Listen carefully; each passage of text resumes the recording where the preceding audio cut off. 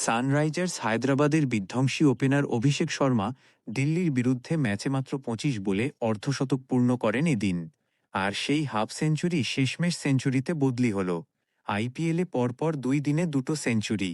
গতকাল মুম্বইয়ের তিলক বর্মার সেঞ্চুরি, আজ অভিষেক শর্মার। শুধু তাই নয়, ৫০ করার পরের ২২ বলেই তিনি শতরানে পৌঁছে যান।